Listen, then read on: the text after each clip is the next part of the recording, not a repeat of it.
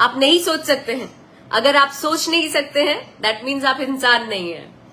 फिर तो आपके लिए सद्बुद्धि मांगूंगी कि ईश्वर माता रानी आप लोगों को सद्बुद्धि दे कि आप लोग थोड़ा ग्रो अप हो जाएं और कमाने का जरिया किसी के इज्जत और आबरू को नीलाम करने से अच्छा आप कमाने का जरिया कुछ और करें, मेहनत से कमाएं, मेहनत से कुछ अपने परिवार के लिए कर जाएं। मैं तो ये ईश्वर से मांगती हूं। और कुछ मीडिया वर्ग के लोग भी हैं, कुछ मीडिया वर्ग के बंधु हैं चूंकि मैं तो कलाकार हूं और आप सब मीडिया कर्मी लोग, आप लोग बड़े ही बहुत ज्यादा मदद करते हैं एक कलाकार को ग्रो करने के लिए, एक कलाकार को बढ़ाने के लिए आगे। तो मैं उन लोगों से भी ये अपील करना चाहती हूँ और आप लोगों से भी एक विनती करना चाहती हूँ कि आप लोग बड़े न्यूज पोर्टल्स की बात कर रही हूँ, बिना किसी हाथ पैर के, बिना सर पैर के कोई भी बात पर भरोसा ना करें।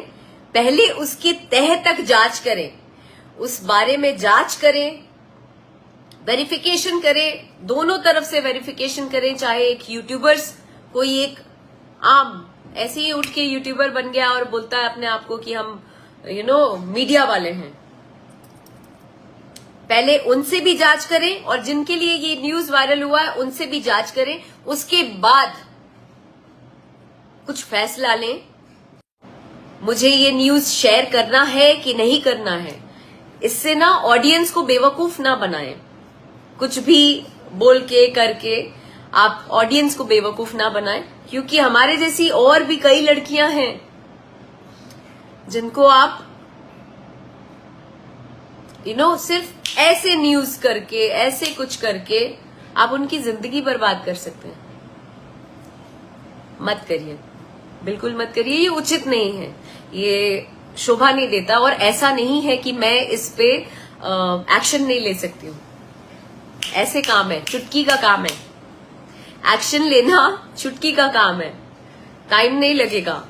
लेकिन हम लोगों को भी ऐसा लगता है कि क्या यार, अपना काम धाम छोड़ के जहां आप शूटिंग कर रहे हैं, जहां आप दिन रात मेहनत कर रहे हैं, उसको छोड़ के हम केस करें, हम इन सब चीजों में पड़े, उससे नेगेटिविटी आती है। तो नेगेटिविटी लेने से अच्छा है कि मैं अपने काम पर फोकस करूं।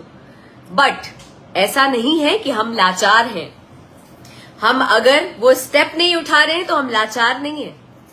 1 सेकंड लगेगा, एक डेफेमेशन का केस जाएगा और आप सब जितने यूट्यूबर्स हैं, सब का ये जो है ना, ये क्या सब चीज बंद हो जाएगा।